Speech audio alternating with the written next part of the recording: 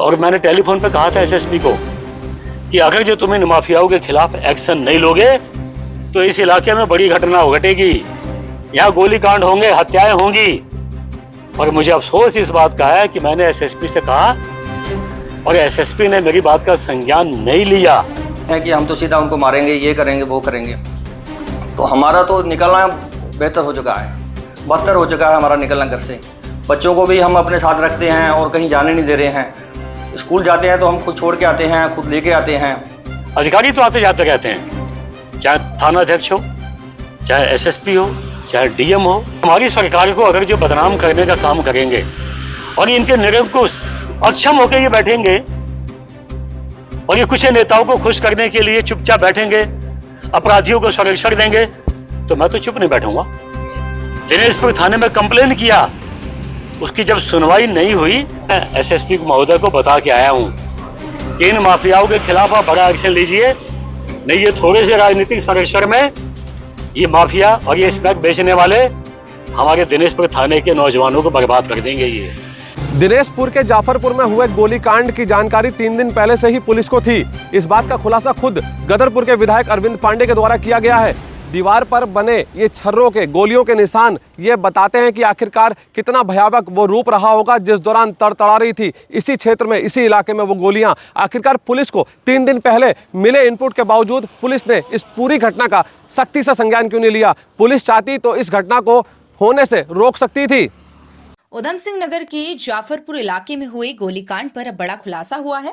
गदरपुर से भाजपा विधायक अरविंद पांडे ने इस मामले में पुलिस प्रशासन पर गंभीर आरोप लगाए हैं। विधायक पांडे का कहना है कि उन्होंने इस घटना की आशंका पहले ही पुलिस को सूचित कर दी थी, लेकिन कोई कार्रवाई नहीं की गई। जाफरपुर में दिनेशपुर थाना क्षेत्र में हुए गोलीकांड को लेकर गदरपुर के भाजपा विधायक अरविंद पांडे ने बड़ा बयान दिया है। उनका कहना है कि उन्होंने इस घटना से पहले ही पुलिस को सतर्क कर दिया था। विधायक के मुताबिक 3 दिन पहले उन्होंने थाना पुलिस को इस घटना की जानकारी दी थी, लेकिन उनकी बातों को अनसुना कर दिया गया। इसके बाद उन्होंने जिले के एसएसपी मणिकांत मिश्र को भी इस मामले की जानकारी दी थी, लेकिन फिर भी कोई ठोस कदम नहीं उठाया गया। मैं अभी 3 दिन पहले उनको सारी बातों को मैं उनको बता के आ चुका हूं। मैं आपसे यह भी कहना चाहूंगा कि कुछ दिन पहले जो गोलीकांड हुआ है, उस गोलीकांड से 3 दिन पहले मैंने यहां के एसएसपी को बताया मैंने कि ये अपराधी प्रवृत्ति के लोग हैं, राजनीतिक चोला इन्होंने ओढ़ा हुआ है, इनके खिलाफ कोई कंप्लेन भी नहीं करता। और कुछ दिन पहले एक सरबजीत नाम के व्यक्ति को इन माफियाओं ने उसकी हत्या करने की कोशिश की, घेराबंदी की। सरबजीत नाम के व्यक्ति ने, उसने वीडियो बनाई, दिनेशपुर थाने में कंप्लेन किया।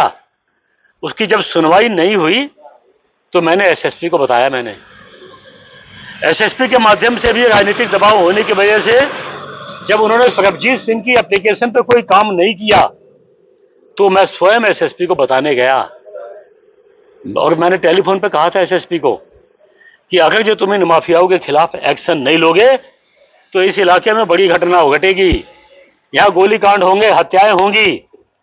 और मुझे अफसोस इस बात का है कि मैंने एसएसपी से कहा और एसएसपी ने मेरी बात का संज्ञान नहीं लिया।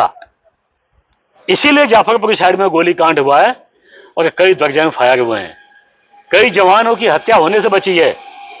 तो मैं एसएसपी महोदय को बता के आया हूं कि इन माफियाओं के खिलाफ आप बड़ा एक्शन लीजिए, नहीं ये थोड़े से राजनीतिक संरक्षण में ये माफिया और ये स्मैक बेचने वाले हमारे दिनेशपुर थाने के नौजवानों को बर्बाद कर देंगे ये। और मैं इस बात की चिंता नहीं करता। मैं इंसानियत को बचाने के लिए नौजवान गलत दिशा में ना भटकें, इसके लिए मैं किसी हद तक जा सकता हूं, लेकिन मैं समाज को बिगड़ने नहीं दूंगा, अपने बच्चों को भटकने नहीं दूंगा। अधिकारी तो आते जाते रहते हैं, चाहे थाना अध्यक्ष हो, चाहे एसएसपी हो, चाहे डीएम हो, चाहे कोई भी हो।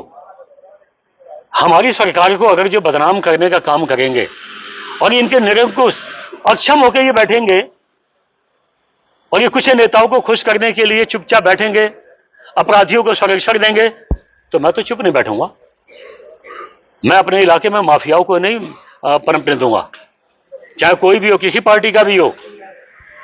और वो नेता भी जो छिप के अपराधियों की मदद करते हैं, हम उनको भी बेनकाब करेंगे, चाहे वो किसी पद पे बैठे हों, राजनीतिक किसी पद पे भी बैठे हों। ये दिनेशपुर की जनता उन माफियाओं को भी जानती है, उन नेताओं को भी जानती है जो नेता इन माफियाओं की मदद करते हैं। मुझे खुशी है कि दिनेशपुर के सभी सामाजिक लोग, युवा लोग अपने दिनेशपुर को बचाने के लिए इकट्ठे हुए हैं। मैं इनके साथ खड़ा हूं, किसी कीमत पे भी दिनेशपुर में इस मैक को नहीं बिकने देंगे। और हम लोग जैसे गदरपुर पहुंचे हैं बाद में, और वो 15-20 लोग फिर आगे हमें फ़ोन करके धमकियां देने लगे कि हम कहाँ खड़े हैं, हम आ रहे हैं तुम्हारे पास। तो हमने, किसी ने बता दिया कि वो झगड़पुरी में वहाँ बैठे हुए हैं। तो वहाँ पे अचानक पुलिस की ड्यूटी लगी थी, वो पुलिस वाले वहीं बैठे थे, उन गए होंगे, पुलिस वाले बैठे थे, इसलिए वहाँ कोई बात होने से बच गया, टल गया उसके मामले से। उसके बाद भी उन्होंने घेराबंदी और ये रेकी कर रहे हैं लड़के लगा लगा कर ने, और उसमें से 3-4 लोग तो लड़के वो चले गए हैं थाने, जो प्रकरण हुआ अभी गोलीकांड का, उसमें चले गए, जेल चले गए हैं। ये सारे 15-20 लोगों का ग्रुप है, और गाड़ियां निकालते हैं 7-7 8-8 गाड़ियां लेके, और आगे पीछे घूमते रहते हैं कि हम तो सीधा उनको मारेंगे, ये करेंगे, वो करेंगे। तो हमारा तो निकलना बेहतर हो चुका है, बदतर हो चुका है हमारा निकलना घर से। बच्चों को भी हम अपने साथ रखते हैं और कहीं जाने नहीं दे रहे हैं।